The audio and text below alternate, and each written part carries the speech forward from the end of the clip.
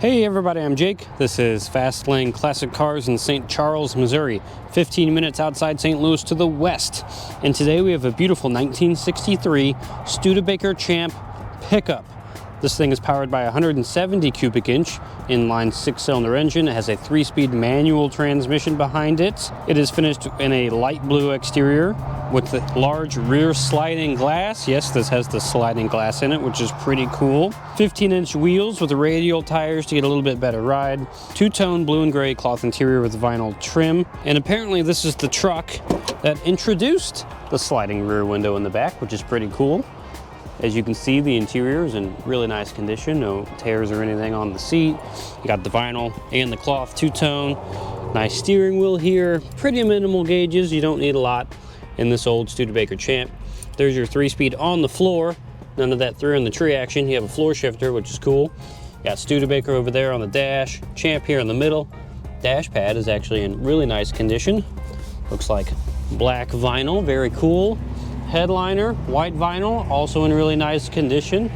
Interior seems to be done really well. Carpet's nice, not really any stains. Door panels match. The blue exterior is really nice. There's your gas cap right here. Big old side mirrors for towing. Not that you're really going to be towing with your 170 cubic inch inline 6 in your Studebaker Champ pickup truck. Yeah, I love the white Studebaker lettering on the back in this font. Super 60s looking. Awesome. Tailgate's in nice condition. The bed has this nice rubber mat in it to help keep it nice and solid.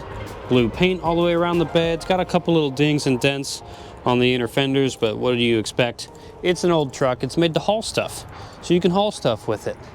Paint in general is in really good condition on this truck though. I like the white line on the tires, big chrome wheels. Big for this truck, not big in general. They're 15-inch wheels, but they look big on this thing. And if you're wondering why the bed kind of sticks out past the cab of the truck here, it's because Studebaker wasn't really making trucks, so they kind of just took the car they were making and lopped it off about there, and then sourced beds from Dodge. So these, I'm pretty sure, are Dodge beds that they put on these things, and they didn't bother making them, you know, any thinner than they were. They just kind of slapped them on the back. So the beds are a little bit wider than the rest of the truck, but I think it's something kooky that makes Studebakers unique. I think Studebakers are already unique in general, and I kind of like that fact about them. This truck's really neat. It runs really well too. I like the white bumper and the white grille. Let me pop the hood real quick so you can see in here. There's your little inline 6, pretty clean engine bay in here, not a whole lot going on. Brake master cylinder, they are manual brakes, but you're not stopping a whole lot of weight. This thing doesn't weigh a ton. Tiny little battery here, very nice. Looks like you still got a generator on here, mechanical fuel pump. Very good. All right, inside the Studebaker here, got the key in the dash.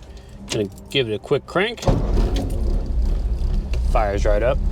We did tune this carburetor a bit and rebuild it, so this thing fires right up super reliably now, which is really nice.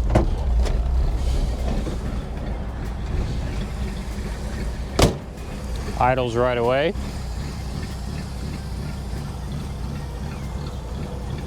Listen to that choppy cam on the inline 6.